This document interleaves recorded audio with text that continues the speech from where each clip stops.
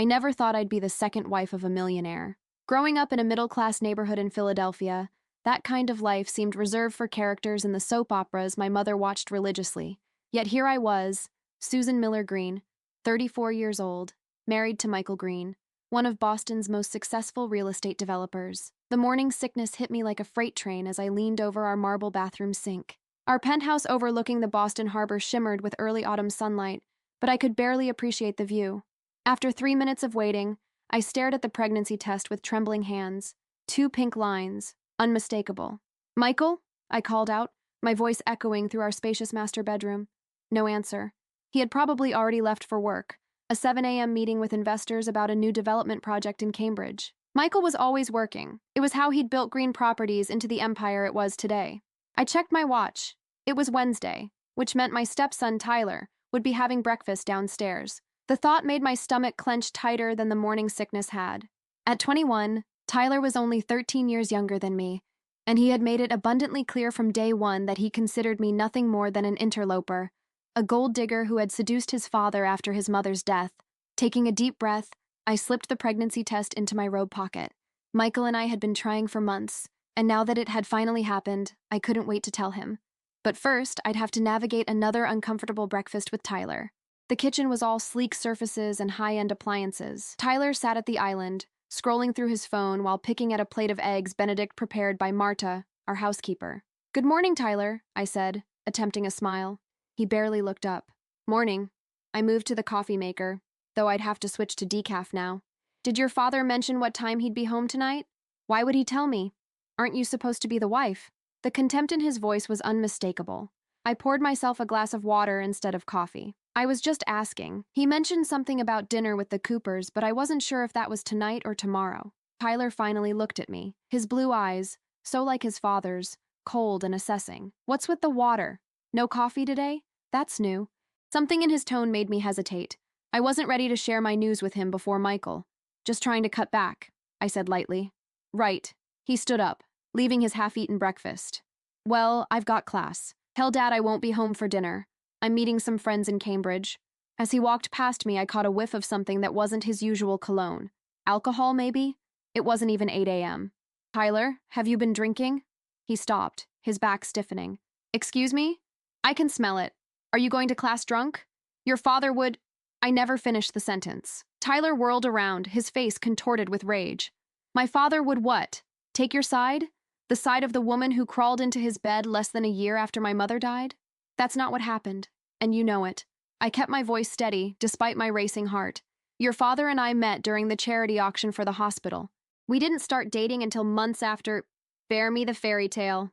Tyler stepped closer, towering over me.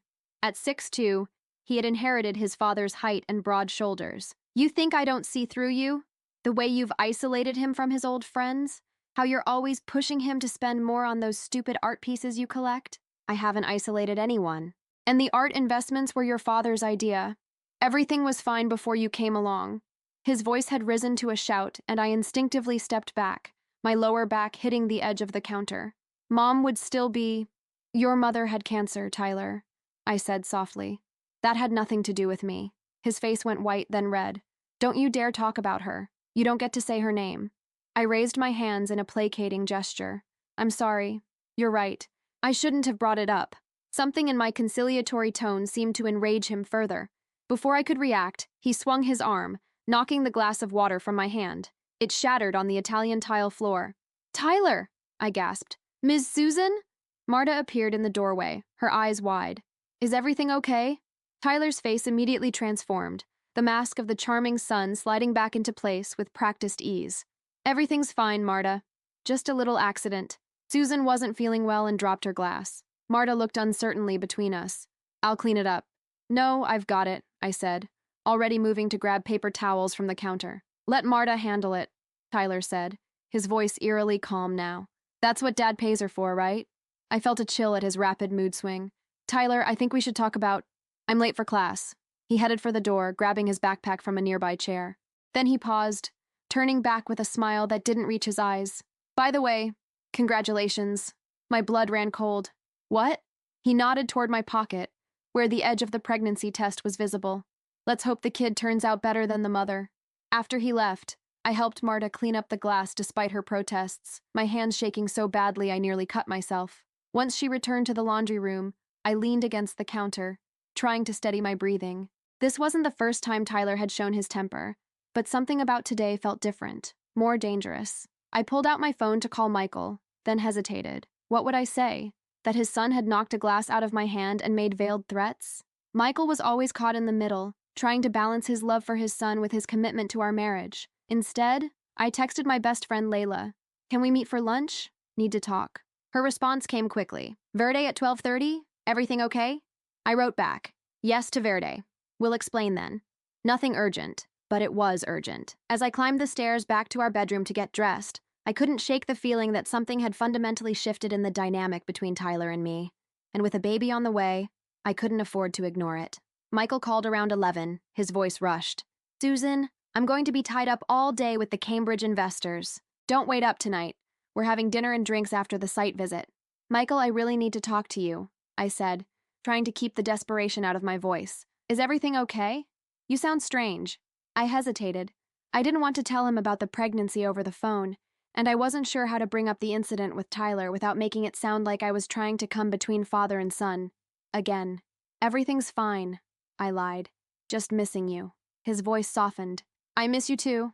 I promise we'll have the weekend to ourselves. I'm thinking we could drive up to the Cape, stay at that bed and breakfast you love. That sounds perfect, I said, forcing enthusiasm into my voice.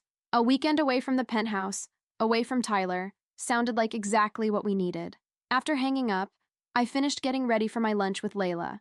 As I was leaving, I noticed the pregnancy test still on the bathroom counter. On impulse, I took a photo of it with my phone before wrapping it in tissue and tucking it into my purse. I wanted to have proof to show Michael tonight, even if he came home late. Verde was a small farm-to-table restaurant near the public garden, halfway between my penthouse and Layla's law office. When I arrived, she was already seated at our usual table by the window, her dark hair pulled back in a sleek ponytail, her suit impeccably tailored. Layla Rahman had been my best friend since college, and unlike most of my old friends, she hadn't distanced herself when I married Michael. Okay, spill, she said as soon as I sat down. You've got that look. What look? The Tyler is being a psychopath again look. She sipped her water. What did he do this time? I glanced around to make sure no one was listening, then leaned in. He knocked a glass out of my hand this morning, and I'm pregnant. Layla's eyes widened. Whoa, back up. First, congratulations. Second, he did what? I recounted the morning's events, watching Layla's expression darken. Susan, this isn't just normal stepson hostility anymore. This is escalating. You need to tell Michael. You know how defensive he gets about Tyler. He'll say I'm exaggerating. Then don't exaggerate. Tell him exactly what happened. And maybe it's time to reconsider living arrangements. Tyler's an adult. He doesn't need to be living at home while he's in college. I sighed, pushing my salad around my plate. Michael thinks it's important for them to stay close after everything that happened with Julia. Julia, Michael's first wife and Tyler's mother, had died of ovarian cancer 3 years ago. Michael still carried the guilt of having been away on business when she passed, and he'd been trying to make it up to Tyler ever since. I get that, Layla said, but your safety, and now your baby's safety, has to come first. My hand instinctively went to my still flat stomach. I know. I'm telling Michael tonight about both things. I just hope he listens. Layla reached across the table and squeezed my hand.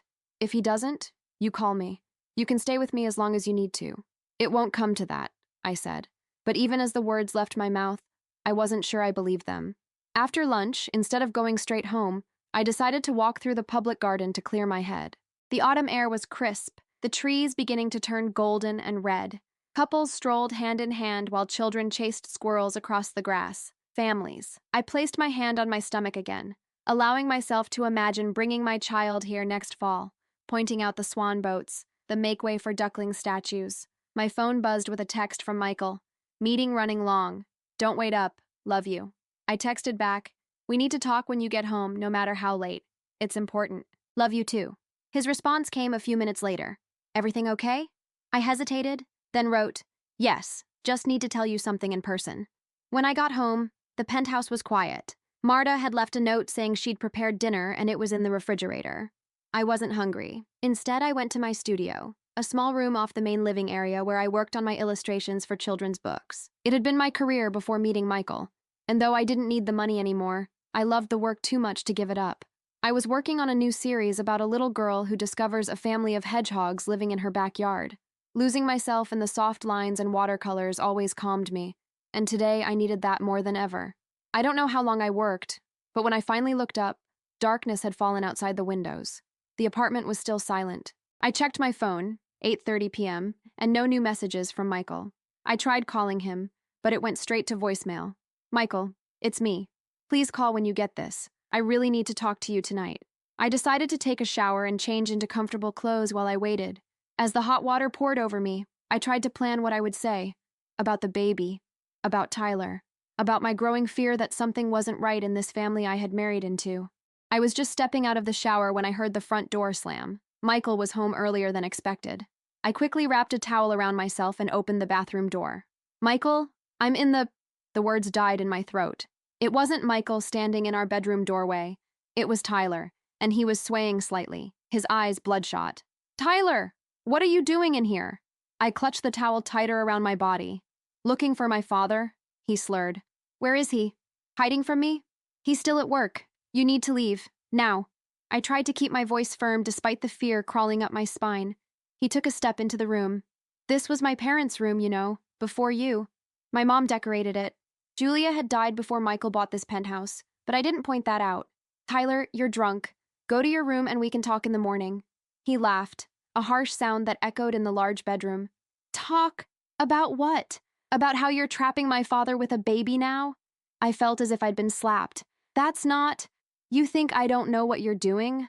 The perfect little family. Daddy, your gold-digging stepmom, and now a brand new baby to replace me. He was moving closer, his words becoming more slurred, more venomous. I backed up until I hit the edge of the bed. No one is replacing you, Tyler. Your father loves you. I'm not trying to come between you. Liar! He roared, and the sudden violence in his voice made me flinch. You've been trying to get rid of me from day one, telling him I need therapy, that I drink too much, that I'm unstable. I never said, you didn't have to say it.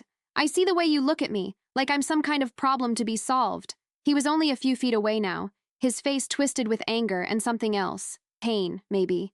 My mother was worth 10 of you. I tried to edge around him, to get to the door.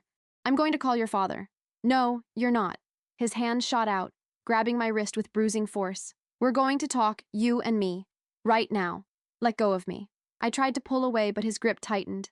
You know what my father told me when he first met you? That you reminded him of my mother? Can you believe that? As if you could ever compare to her? I twisted my arm, trying to break free. Tyler, you're hurting me. Good. His voice had dropped to a whisper. Now you know how it feels. Something snapped in me then, fear turning to anger. I brought my knee up hard, aiming for his groin. He anticipated the move and twisted away, but it was enough to make him loosen his grip. I yanked my arm free and ran for the door. I made it to the hallway before he caught me, grabbing the back of my towel. I felt it slip and instinctively clutched it to my chest with one hand while reaching for the wall with the other to steady myself. Tyler, stop this right now, I shouted, hoping Marta might hear, but remembering too late that she had already left for the day. Or what? You'll tell Daddy on me? His voice had taken on a sing-song quality that was more terrifying than his shouting. Poor little Susan, always running to Michael when things get tough. I tried to reason with him, to find the grieving son beneath the rage. I know you miss your mother. I know you're hurting. But this isn't the way to... Don't talk about my mother. He gave me a hard shove, and I stumbled backward, losing my balance on the hardwood floor. Everything seemed to slow down. I saw Tyler's face change as I fell, shock replacing anger. I felt my back hit the stairs, the elegant floating staircase that led down to the main floor, the one Michael had been so proud of when he bought the penthouse. I heard myself cry out as I tumbled down, the towel tangling around my legs, my body bouncing painfully against the wooden steps. When I finally came to rest at the bottom, the world was spinning. I could taste blood in my mouth. My ribs screamed in pain. And somewhere above me, I heard Tyler's voice, suddenly small and frightened. Susan? Oh God. Susan? Then darkness closed in, and I knew nothing more. Chapter 2. I awoke to the steady beep of a heart monitor and the antiseptic smell of a hospital room. My body felt like one massive bruise, and when I tried to move, a sharp pain shot through my ribs. Easy there. Michael's voice, thick with exhaustion. He leaned into my field of vision, his handsome face haggard with worry. Don't try to move too much. The baby, I whispered, my throat dry and raw. Is the baby okay? A flicker of confusion crossed his face. Baby? What baby? My heart sank. I'm pregnant, Michael. I was going to tell you last night. His eyes widened, a complex mix of emotions playing across his features. Surprise, joy, and then, as reality set in, concern. He took my hand gently. The doctors haven't mentioned anything about a pregnancy. Let me get someone in here. He pressed the call button, and a nurse appeared moments later. After a brief discussion, she left to find the doctor. Michael turned back to me, his expression grave. Susan, what happened? Tyler said he found you at the bottom of the stairs when he got home. He called 911 right away. My blood ran cold. That's not what happened. What do you mean? I told him everything. The confrontation in the bedroom, Tyler grabbing me, the push that sent me tumbling down the stairs. With each word, Michael's face grew paler. No, he said when I finished. There must be some mistake. Tyler wouldn't. He couldn't. He did, Michael. He was drunk and angry. He's been getting worse, and yesterday he just snapped. Michael ran a hand through his silver-streaked hair. But why would he lie about it? He said he came home and found you already fallen. Because he pushed me. My voice rose, and I winced as pain shot through my ribs. Your son pushed me down the stairs, Michael. I could have been killed. Our baby could be... The door opened and a doctor entered. A woman in her 50s with kind eyes and a serious demeanor. Mrs. Green, I'm Dr. Patel. How are you feeling? She says she's pregnant, Michael said before I could answer. Is that true? Is the baby okay? Dr. Patel looked at me. We ran standard blood work when you were admitted. There was no indication of pregnancy. But I took a test yesterday morning. It was positive. I reached for my purse, then realized it wasn't there. It's in my purse. The test. And I took a picture of it on my phone. Michael handed me my phone from the bedside table. With shaking fingers, I navigated to my photos. The picture of the pregnancy test was gone. It was here, I said, scrolling frantically through my gallery. I took it yesterday morning. Dr. Patel's voice was gentle. Sometimes home tests can give false positives, and in your condition, with the trauma your body has experienced, it would be very difficult to maintain a pregnancy, especially an early one. I looked at Michael, desperation clawing at me. I was pregnant. I swear it. His face was a mask of confusion and doubt.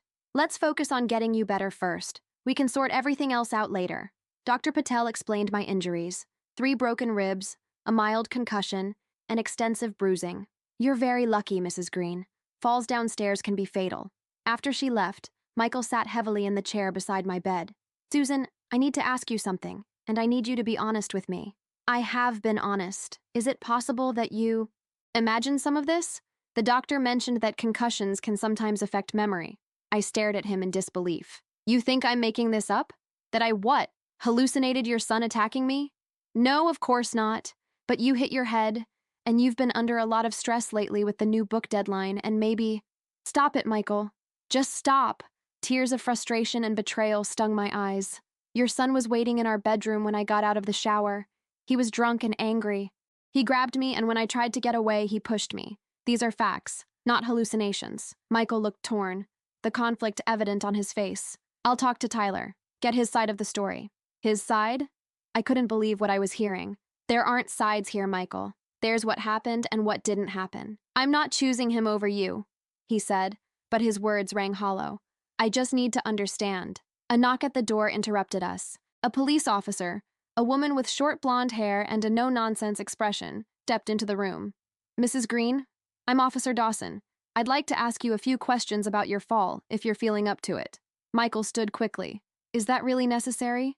My wife has a concussion. Standard procedure for accidents of this nature, sir. Officer Dawson's tone was polite but firm. The hospital reported it as a possible domestic incident. It wasn't an accident, I said, meeting the officer's gaze. And it wasn't my husband. It was his son, Tyler Green. He pushed me down the stairs. Officer Dawson took out a notepad. Can you tell me what happened in your own words? I recounted the events again, watching Michael's face grow increasingly uncomfortable as I described Tyler's behavior. When I finished, Officer Dawson turned to Michael. Mr. Green, where were you when this occurred? At a business dinner in Cambridge. His voice was tight. I have at least a dozen witnesses who can confirm that. And your son lives with you? Yes, while he attends Harvard. He has his own apartment in the penthouse. Officer Dawson made a few more notes. I'll need to speak with him as well. He's in class right now. Michael said quickly. Harvard Business School. I'll contact him to arrange an interview. She handed me a card. If you remember anything else, or if you need anything, please call me directly. After she left, Michael paced the small room. This is getting out of hand, Susan. Police involvement? Tyler could be expelled if this turns into a criminal matter. I couldn't believe what I was hearing. Are you seriously more concerned about Tyler's academic standing than the fact that he assaulted me? Of course not. He sat down again, taking my hand. I'm just saying that we should handle this within the family. Tyler's been struggling since his mother died. He needs help, not punishment. And what about me? I pulled my hand away. What about our baby? His expression softened. We'll take another test as soon as you're better. If you are pregnant, we'll get through this together. I promise. But something had changed between us. A fissure had opened, small but unmistakable. For the first time since we'd met, I wasn't sure I could trust him to put me first. The next few days in the hospital were a blur of tests, pain medication, and uncomfortable conversations. Tyler never visited, and when I asked Michael about him, he said Tyler was giving me space to recover. The police interviewed him, but without witnesses, and with Tyler maintaining that he had found me already fallen, Officer Dawson said it would be difficult to prove assault. Layla came to see me every day, bringing magazines, fresh flowers, and fierce loyalty. This is bullshit, she said after I told her about Michael's reaction. Tyler should be in jail, not walking around campus like nothing happened. Michael thinks I'm confused because of the concussion, I said, picking at the hospital food on my tray. And the pregnancy test is gone, so I can't even prove that part. Layla frowned. Wait, what do you mean it's gone? It's not in my purse, and the photo I took is deleted from my phone. She sat up straighter. Someone deleted it? That's not a coincidence, Susan. That's evidence tampering. I hadn't thought of it that way, but she was right. You think Tyler went through my things? Or Michael? Her voice was gentle but firm. I know you don't want to hear this, but you need to consider all possibilities. Michael has a lot to lose if his son is charged with assault. Michael wouldn't do that, I said automatically. But a seed of doubt had been planted. 5 days after my fall, I was released from the hospital. Michael had arranged for a private nurse to help me at home for the first week, but I couldn't face going back to the penthouse with Tyler still there. I'm staying with Layla until I'm recovered, I told Michael as he helped me into the car. His face fell. Susan, please, come home. Tyler's agreed to stay with a friend for a while. The penthouse will be just us. Part of me wanted to believe him, to go back to our life together. But something deeper, an instinct for self-preservation, wouldn't let me. I need time, Michael. This isn't just about physical healing. He didn't argue further, just drove me to Layla's brownstone in the South End in silence. When we arrived, he carried my bag to the door. I love you, Susan. Whatever you believe happened. Whatever is going on between you and Tyler, that hasn't changed. I looked at him, this man I had fallen in love with, who had brought me into his world of wealth and privilege, who had made me feel special and cherished. Now he stood before me, caught between his son and his wife, unable to fully believe either of us. I love you too, I said, because despite everything, it was still true. But love isn't always enough. He kissed my forehead gently. Call me when you're ready to talk. Layla's guest room was small but comfortable, the opposite of the spacious minimalism of the penthouse. That night, lying in the unfamiliar bed, listening to the sounds of the city outside, I felt both relieved and bereft. I had escaped, but to what? The next morning, I took another pregnancy test that Layla had bought for me. Negative. I stared at the single line, a hollow feeling spreading through my chest. Had I imagined the positive result? Or had the fall, Tyler's violence, taken this from me too? I spent the next week recovering at Layla's, my body healing faster than my heart. Michael called every day, his messages growing increasingly desperate. Tyler had returned to the penthouse, he said, but was seeing a therapist and had joined AA. He was truly sorry for any part he had played in my accident. It wasn't an accident, I would say each time, and Michael would sigh and change the subject. Officer Dawson called to tell me they were closing the investigation due to lack of evidence. I believe you, Mrs. Green, she said, but the DA won't pursue charges with just your word against his. I'm sorry. By the second week, I was feeling well enough to move around on my own, and I decided it was time to get some of my things from the penthouse. I waited until I knew Michael would be at work and Tyler would be in class, then took a taxi to the building. Jorge, the doorman, greeted me with surprise and concern. Mrs. Green, we've been worried about you. Mr. Green said you were staying with a friend while you recovered. I am, Jorge. I just came to pick up some clothes and work materials. He escorted me up in the elevator, using his key to access the penthouse level. Can I help you with anything else? No, thank you. I won't be long.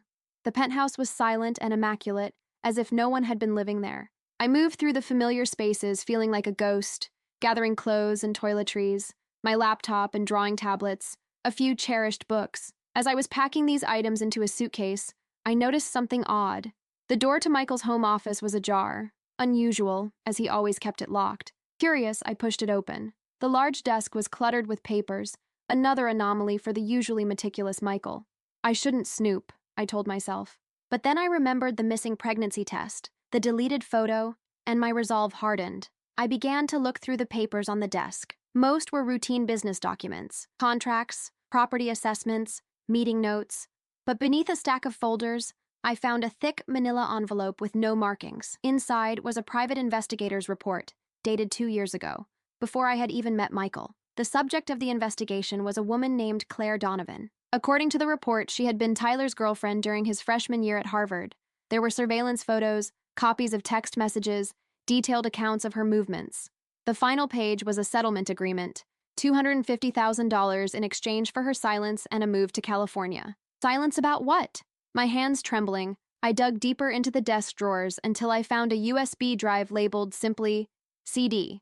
I plugged it into Michael's computer, which was, surprisingly, still logged in. The drive contained a video file. I clicked on it, and Claire Donovan's tear-streaked face filled the screen. She was sitting in what looked like a hospital room, one eye swollen shut, her lips split. "My name is Claire Donovan," she said, her voice shaking. "I'm making this statement of my own free will. On the night of October 15th, 2022, Tyler Green, my boyfriend at the time, came to my apartment drunk. When I told him I wanted to break up, he became violent. I watched in horror as she detailed an assault eerily similar to what had happened to me. Tyler's drunken rage, his accusations, his hands on her body, her fall, not downstairs but against a glass coffee table. The video ended with Claire looking directly into the camera. I'm making this record because I'm afraid, not just of Tyler, but of what his father might do to protect him." I sat back in Michael's chair, my mind racing. This wasn't an isolated incident. Tyler had done this before, and Michael had covered it up, paid off the victim, made it go away, just as he was trying to do with me. A noise from the hallway made me freeze. Someone was in the penthouse. Quickly, I ejected the USB drive and slipped it into my pocket, then closed the computer and moved away from the desk. "Susan?" Michael's voice. "Are you in here?"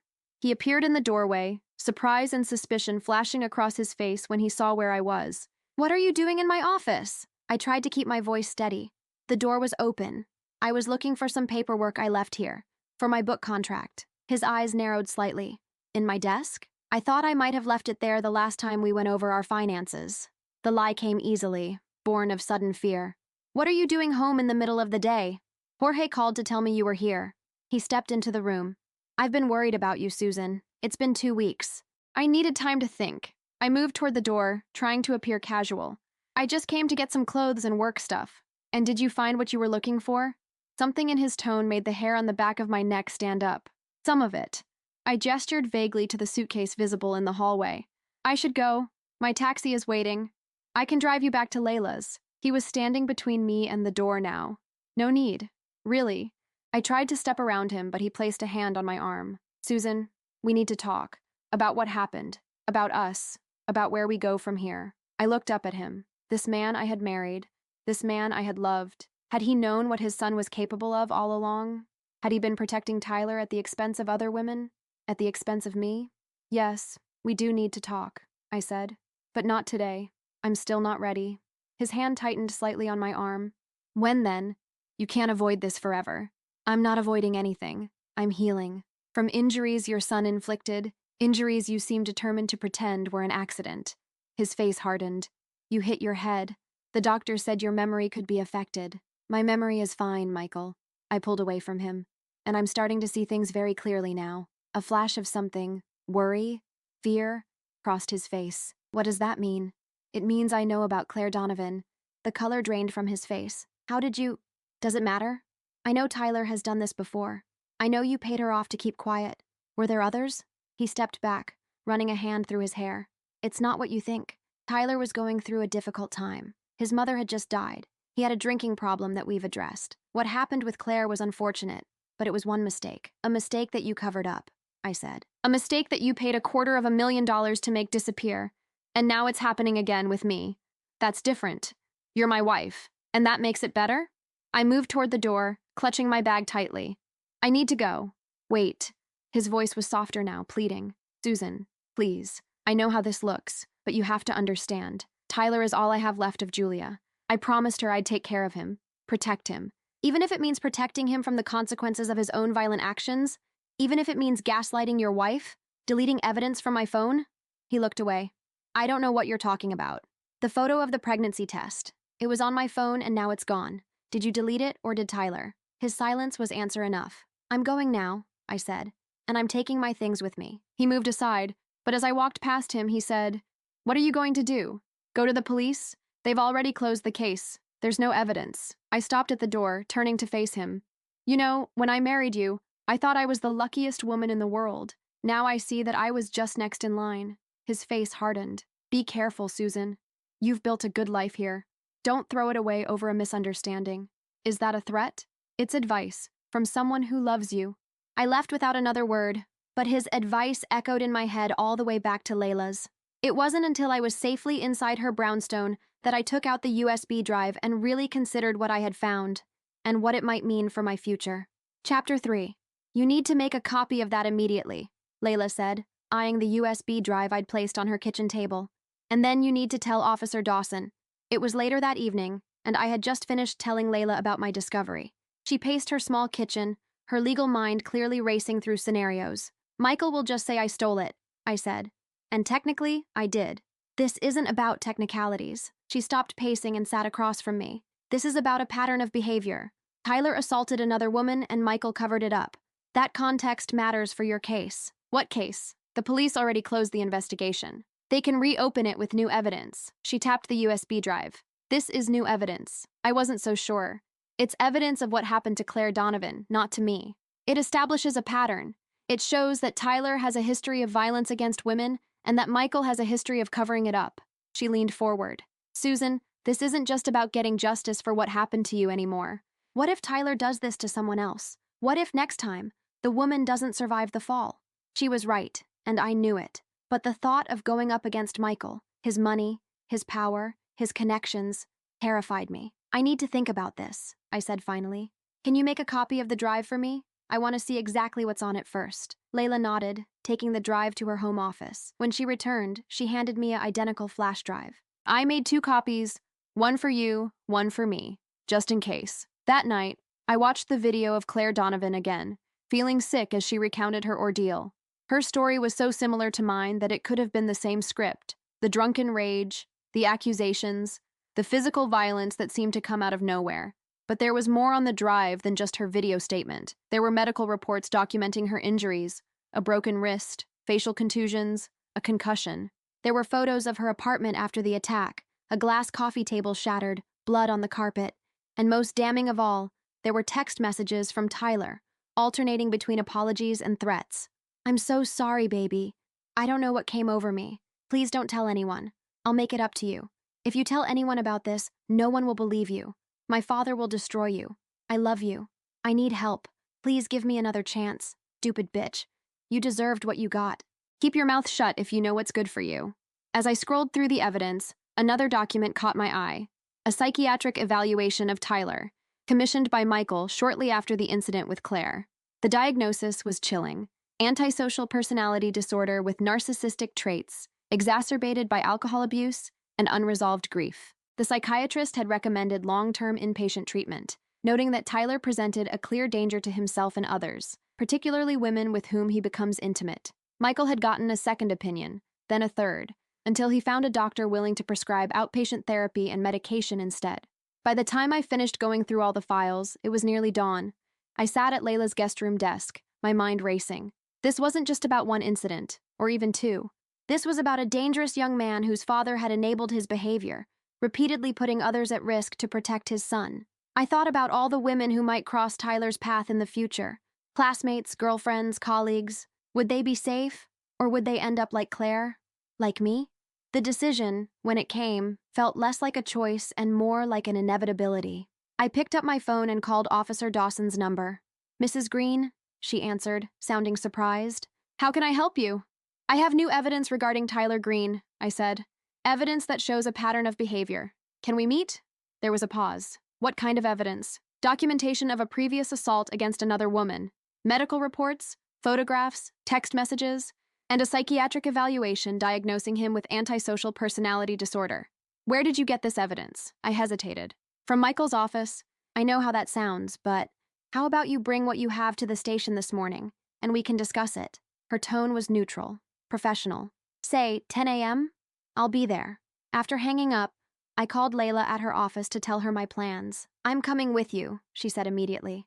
Not as your lawyer, you don't need one yet, but as your friend. You shouldn't do this alone. Thank you, I said, feeling a rush of gratitude for her unwavering support. Can you pick me up at 9:30?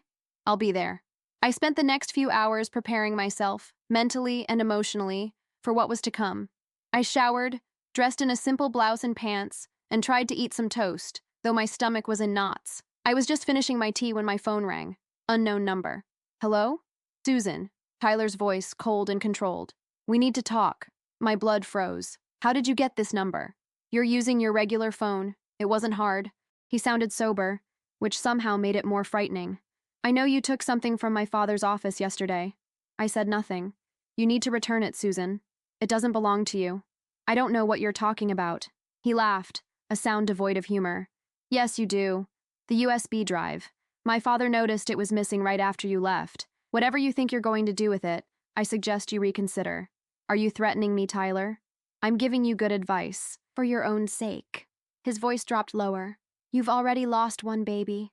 Would be a shame if something happened to prevent you from ever having another. The casual cruelty of his words stole my breath. You knew I was pregnant. You knew, and you pushed me anyway. I didn't push you. You fell. That's what the police report says. That's what everyone believes. Not everyone. Enough people. I could almost hear his shrug. My father wants you back, you know. He misses you. Things could go back to normal if you just drop this vendetta. Normal? I couldn't help the bitter laugh that escaped me. Where you terrorize me in my own home? Where your father covers up your crimes? That's not normal, Tyler. That's sick. Be careful, Susan. His voice hardened. You're not as smart as you think you are. And my father isn't as nice as you think he is. You have no idea what he's capable of when it comes to protecting this family. I'm his family too. Are you? You've been married, what, a year? I'm his son, his blood. You're just the replacement wife. He paused. Last chance. Bring the drive back to the penthouse today, and we can forget this ever happened. I can't do that. Then whatever happens next is on you. He hung up. I stared at the phone in my hand, trembling. Then I called Layla again. Can you come now? I asked, not bothering to hide the fear in my voice. Tyler just called me. He knows I took the USB drive. I'm on my way, she said. Don't open the door for anyone but me. I paced Layla's living room, jumping at every sound from the street outside. When her key finally turned in the lock, I nearly collapsed with relief. We need to go to the police right now, she said after I recounted the conversation with Tyler. That was a direct threat. I didn't record it, I said. It's still my word against his. It's another piece of the pattern. She picked up her car keys. Come on. Let's go now, before they have time to do anything else. We were halfway to her car when I spotted it. A black SUV with tinted windows parked across the street. As we approached Layla's Tesla, the SUV's engine started. Layla, I said quietly, I think we're being followed. She glanced at the SUV, then back at me. Get in. Quickly.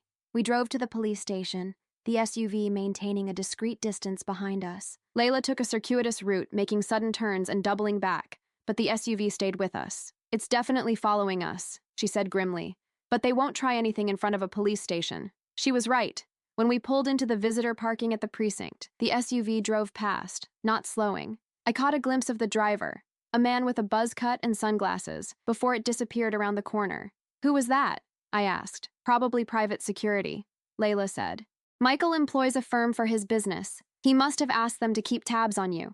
The implication that my husband was having me followed should have shocked me, but after everything that had happened, it just felt like one more betrayal in an ever-growing list. Officer Dawson was waiting for us in an interview room. She listened without interruption as I explained about finding the USB drive, its contents, and Tyler's threatening phone call.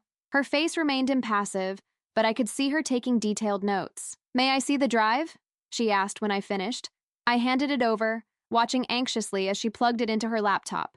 She spent the next hour reviewing the contents, occasionally asking me to clarify a point or provide context. This is significant, she said finally, especially the psychiatric evaluation. But I need to be honest with you, Mrs. Green. The fact that you took this from your husband's office without permission complicates things. I understand that, I said, but I was afraid. I knew something wasn't right, and I needed to protect myself. She nodded. I believe you. And this does change the calculus of your case. I'm going to speak with the DA again about pressing charges against Tyler for assault. What about Michael? Layla asked. He's been covering this up, enabling his son's violence. Officer Dawson looked thoughtful. That's trickier. There's no law against paying someone to keep quiet about an assault, assuming the victim is an adult who agreed to the settlement. It's unethical, but not necessarily illegal. He deleted evidence from my phone, I said. The photo of my pregnancy test. Can you prove that? I shook my head. No. And now they're having her followed, Layla added. A black SUV tailed us all the way here. Officer Dawson's expression darkened. That I can do something about. I'll send a patrol car to escort you back to your friend's place, and we can arrange for additional drive-bys over the next few days. If anyone approaches you or threatens you in any way, call 911 immediately. She stood, handing me her card with a different number written on the back. This is my cell. Call me anytime, day or night, if you feel unsafe. As we were leaving, she added, Mrs. Green, I want you to know that I'm taking this very seriously. But cases like this, domestic violence in wealthy families, they can be complicated. The victims often face intense pressure to recant, and the perpetrators have resources to fight charges. It might be a good idea to consult with a family lawyer about your options. I already have, I said, glancing at Layla, and I'm not backing down. True to her word, Officer Dawson arranged for a patrol car to follow us back to Layla's. But as we approached her street, I could see that something was wrong. There was a crowd gathered outside her brownstone, and flashing lights from emergency vehicles. What the hell? Layla muttered, pulling up as close as she could get. We got out of the car and pushed through the onlookers. Layla's front door was open, and police officers were moving in and out. The windows on the first floor were shattered, and I could smell smoke. A detective intercepted us as we tried to enter. This is an active crime scene, ladies. I need you to step back. This is my house, Layla said, her voice rising. What happened? The detective's demeanor changed. You're Miss Rahman? We've been trying to reach you. There was a break-in, followed by what appears to be arson. The fire department got here in time to prevent major structural damage, but what? I asked, dread pooling in my stomach. He looked at me. Are you Susan Green? I nodded. The fire was concentrated in the guest bedroom. Your belongings were specifically targeted. I'm sorry, but most of them have been destroyed. Layla put a hand on my arm to steady me. Was anyone hurt? No, the house was empty at the time. A neighbor spotted the smoke and called 911. The detective looked at me again. Mrs. Green, do you have any idea who might have wanted to target your possessions specifically? I thought of Tyler's warning. Whatever happens next is on you. Of the black SUV following us. Of Michael's face when I confronted him about Claire Donovan. Yes, I said. I think I do. Chapter 4. You can't stay here tonight, Officer Dawson said, surveying the damage to Layla's guest room. The walls were blackened with smoke, the furniture charred, and my suitcase, containing most of the clothes and personal items I'd brought from the penthouse, was a melted heap in the center of the room. She can stay with me, Layla said, but Officer Dawson shook her head. I don't think that's wise. Whoever did this knows where you live, Ms. Rahman. They might come back. So what do you suggest? I asked, trying to keep the desperation out of my voice. A hotel? Actually, I was thinking of a women's shelter, one with a confidential address and security protocols. I felt Layla stiffen beside me. A shelter? Susan is a wealthy woman. She doesn't need... With all due respect, Ms. Rahman, money won't keep Mrs. Green safe right now. What she needs is anonymity and security, which a high-end hotel can't provide. The Harbor House shelter has private rooms, counseling services, and staff trained to deal with domestic violence situations. It's not my husband who's trying to hurt me, I said. It's his son. Officer Dawson gave me a long look. Are you sure about that? Because someone followed you to the police station today, and someone targeted your belongings in a very personal way. I'm not saying it was your husband, but we can't rule out the possibility that he's involved. She was right, and the realization made me feel sick. Could Michael really be behind this escalation? The man I had married, who had held me and loved me and promised to protect me, could he really be capable of such calculated intimidation? Okay, I said finally. I'll go to the shelter, just until we figure out our next steps. Layla looked unhappy but didn't argue. I'll get you some clothes from my closet. And I'm going to call a security company about installing cameras and an alarm system here. While she gathered some essentials for me, Officer Dawson pulled me aside. Mrs. Green, I need to ask you something, and I need you to be completely honest, okay? Is there anything else you haven't told me? Anything that might help us understand why this situation is escalating so quickly? I hesitated, thinking of the USB drive now in police custody. The files on Claire Donovan, they don't just implicate Tyler. They show that Michael was actively involved in covering up his son's violence. There are emails between Michael and his lawyers discussing how to handle Claire, how to make sure she didn't go public with her story. And you think your husband might be worried about what else you might find? What else you might reveal? Maybe. I rubbed my temples, feeling a headache coming on. Or maybe he's just worried about protecting his son. Tyler is everything to him. Even at the expense of his wife? Officer Dawson's voice was gentle. I met her gaze. Apparently so. An hour later, I was settled into a small but clean room at Harbor House, a nondescript building in a quiet neighborhood that could have been an apartment complex or a small hotel. The staff had been kind and efficient, explaining the security measures and the rules of the shelter without making me feel like a victim or a charity case. You're safe here, the director, a woman named Marlene, assured me. No one can enter without being buzzed in, and we have security cameras and staff on site 24/7. If you need anything at all, just press the call button by your bed. I thanked her, and once I was alone, I sat on the edge of the narrow bed, trying to process everything that had happened. Just 3 weeks ago, I had been living in a luxury penthouse, married to a man I loved, excited about starting a family. Now I was in a shelter for abused women, my possessions destroyed, my marriage in ruins, and my safety in question. My phone buzzed with a text from Layla. Made it home. Security company coming tomorrow morning. Call me if you need anything. Love you. I texted back a heart emoji, too exhausted to type more. Then, as I was about to put my phone away, it buzzed again. Michael. Susan, please call me. I'm worried about you. The police were here asking questions about the fire at Layla's. I had nothing to do with that, I swear. I just want to know you're safe. I stared at the message, torn between anger and a lingering, foolish hope that there was some explanation for all of this. Some way that Michael could still be the man I thought I had married.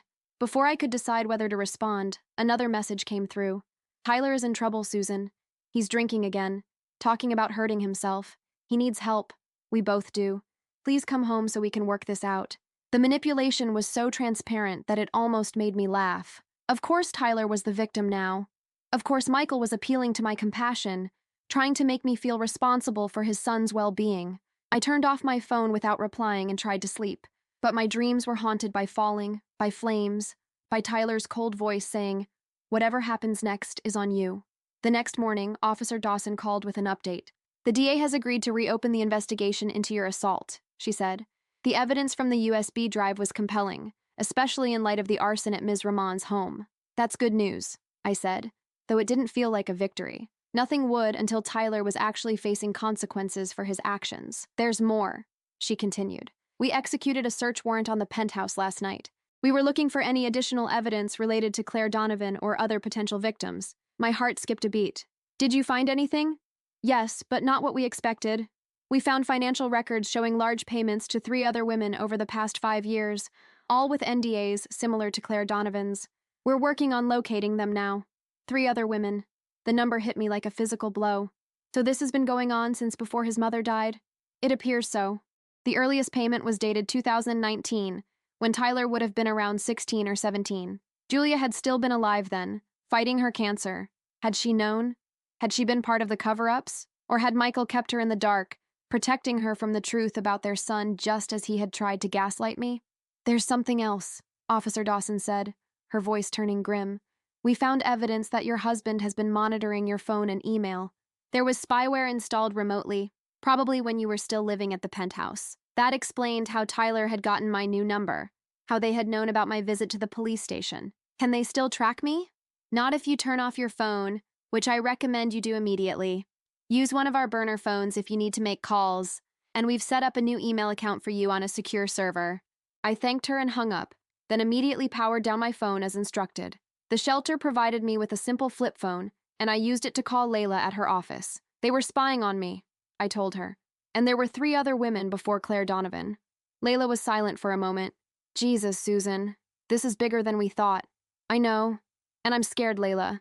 Not just for myself, but for those other women. What if Tyler hurt them worse than we know? What if— Don't go there, she interrupted. Focus on what we can do now. The police are investigating. You're safe at the shelter.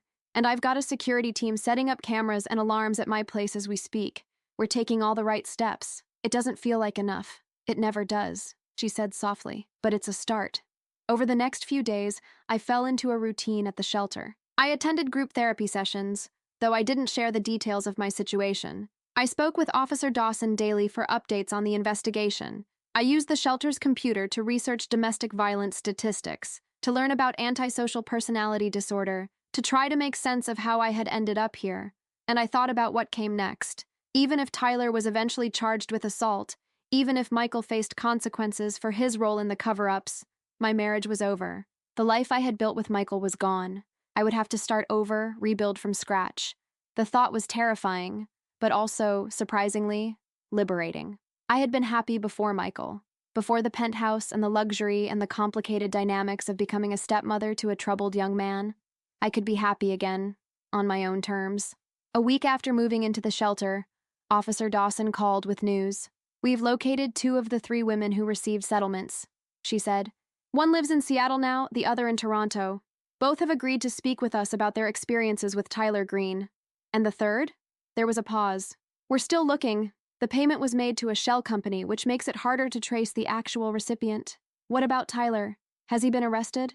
Not yet. We're building the case carefully. With multiple victims coming forward, we want to make sure we have everything in order before we make a move. I understood the caution, but it did little to ease my anxiety.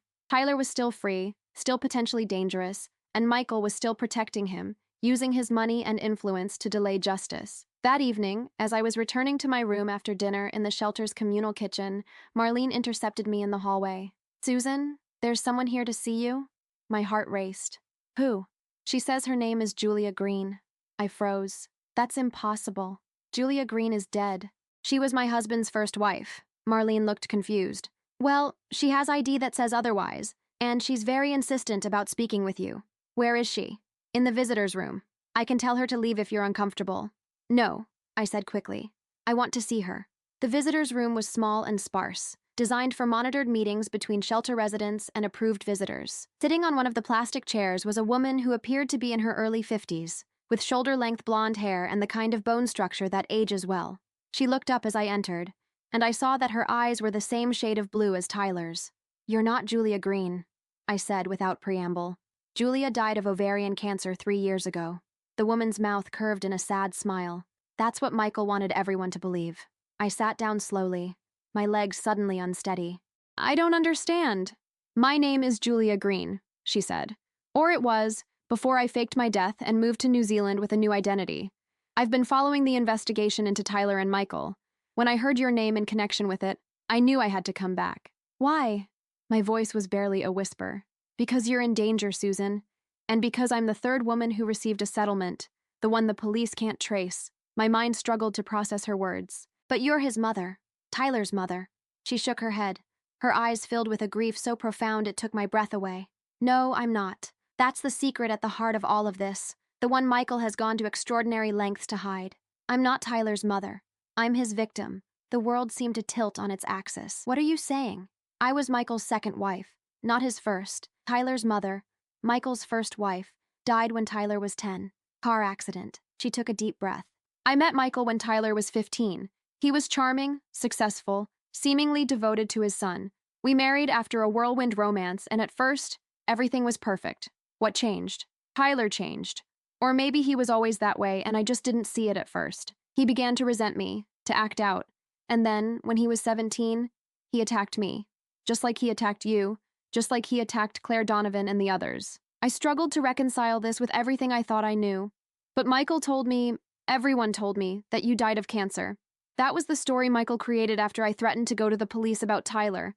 He said no one would believe me, that he would destroy my reputation, that it would be my word against his son's. And then he offered me another option, a new identity, a new life far away, and enough money to start over.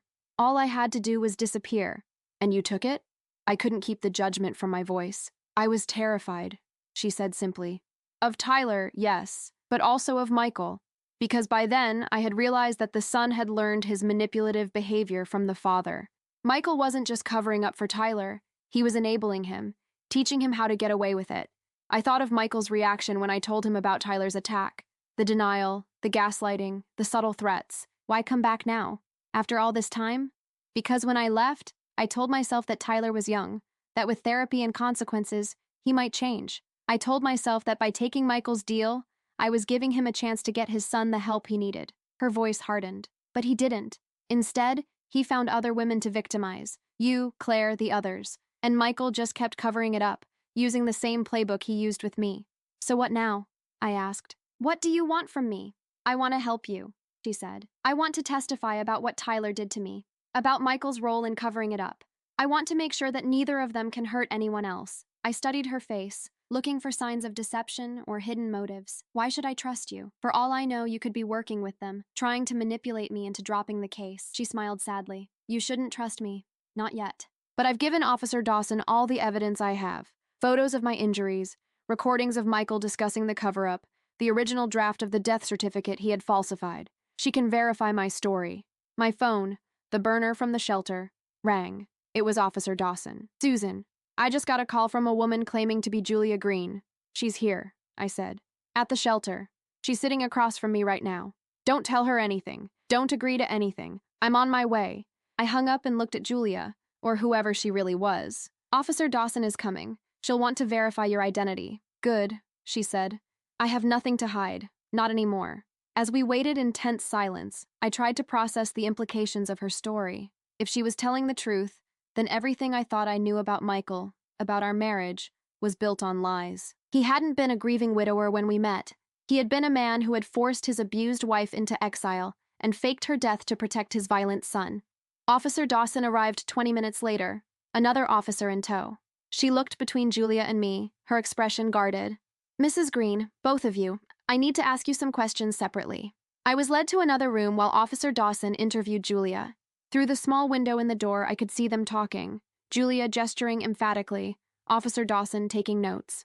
After what felt like hours, Officer Dawson came to get me. Her story checks out, she said. At least the parts we can verify immediately. Her fingerprints match those on file for Julia Green before her death, and she has documentation, emails, photographs, medical records that support her account. So Tyler isn't her son, and Michael faked her death?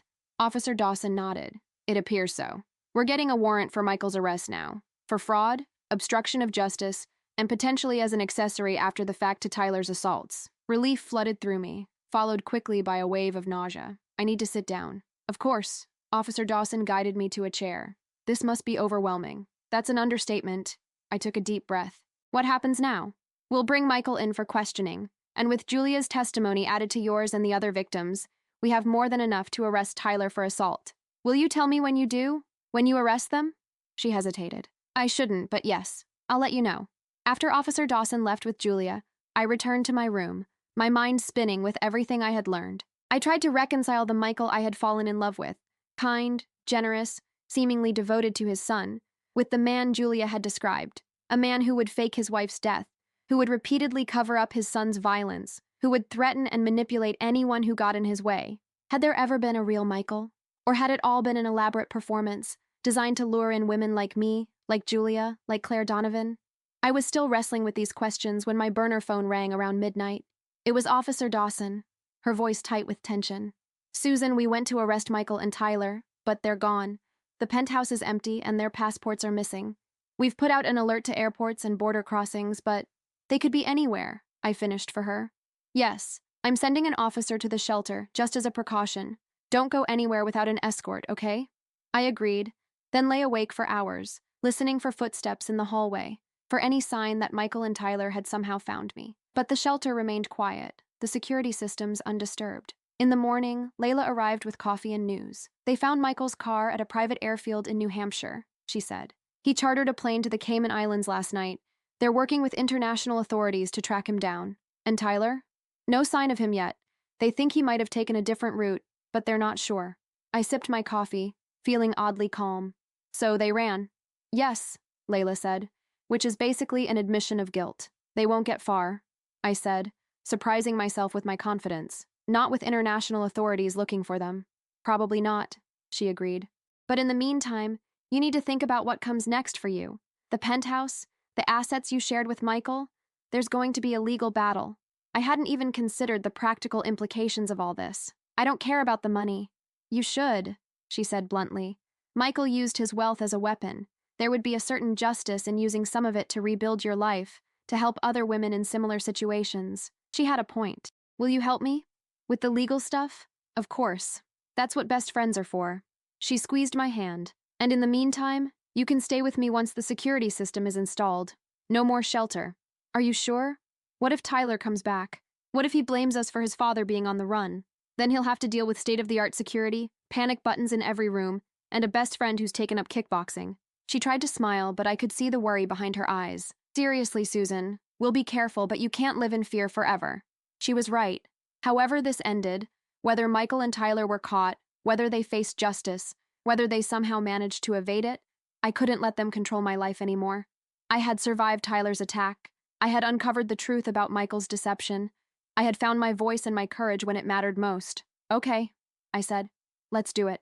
Let's take back my life. 3 days later, I moved into Layla's newly secured brownstone. The security company had installed cameras, motion sensors, reinforced locks, and a direct line to the police station. It wasn't perfect protection, but it was enough to let me sleep at night. A week after that, Officer Dawson called with news.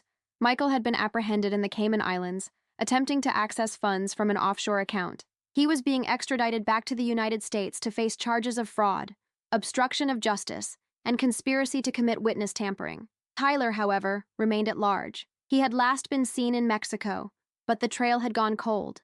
The international manhunt continued, but with each passing day, the chances of finding him diminished. We'll get him eventually, Officer Dawson assured me. Men like Tyler can't stay hidden forever. They need an audience, validation. He'll slip up.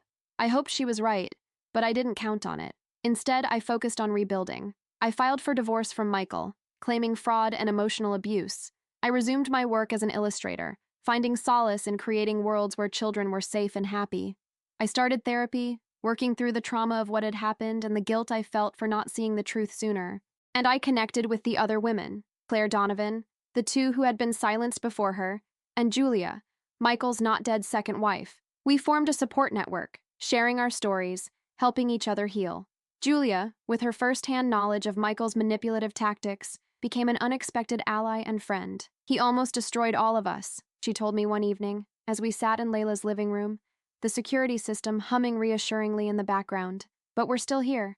We survived. And now we're telling the truth, I added, breaking the silence. She nodded, her blue eyes, so like Tyler's, yet so different in their kindness, filled with a hard-won wisdom. That's the one thing men like Michael and Tyler can't stand, the truth. They build their entire lives around controlling the narrative, silencing their victims.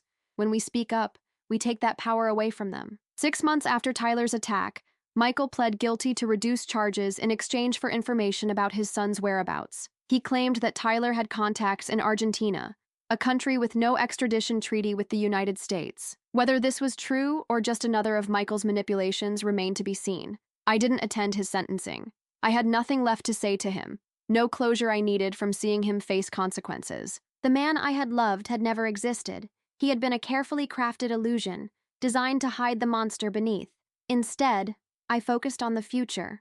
With the divorce settlement, substantially larger than it might have been, thanks to Layla's legal prowess and the evidence of Michael's criminal behavior, I established a foundation to help women escaping domestic violence. We provided legal aid, temporary housing, and job placement services. We worked with law enforcement to improve how they handled cases involving wealthy or powerful abusers. And I started writing a book, not about my experience specifically, but about the patterns of abuse and enabling that had defined the Green family. About how money and privilege had allowed violence to continue unchecked for years.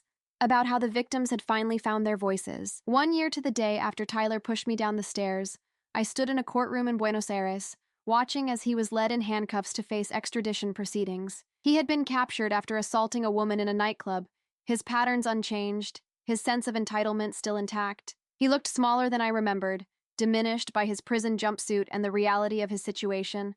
When he saw me sitting in the gallery, his eyes widened in shock, then narrowed with that familiar cold rage. But this time, I didn't flinch. I met his gaze steadily, letting him see that I was no longer afraid, that I had survived, not just his violence, but the aftermath, that I had rebuilt my life from the ashes of what he and his father had tried to destroy. As he was led away, I felt not triumph or satisfaction, but a quiet sense of completion. The cycle had been broken. The truth had been told. Justice, imperfect but real, had finally been served. Outside the courthouse, under the bright Argentine sun, I took a deep breath of freedom. My phone buzzed with a text from Layla. "All good?" I typed back. "All good. Coming home tomorrow." Home. Not the penthouse with its marble floors and stunning views.